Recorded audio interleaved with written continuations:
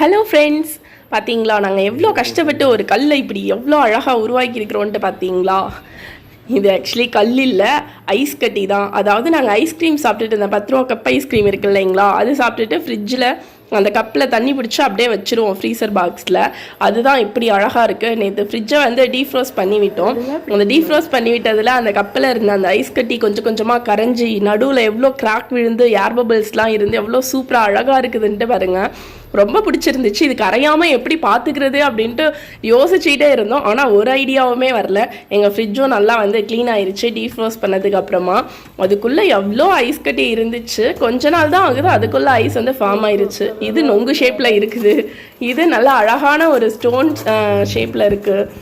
எவ்வளோ ஐஸ் கட்டி பாருங்கள். இதை வச்சு ஒரு ஜூஸ் கடையே வைக்கலாம் போல், அவ்வளோ ஐஸ் கட்டி இருந்துச்சு. எனிவே ஃப்ரிட்ஜ் வந்து க்ளீன் ஆயிடுச்சு.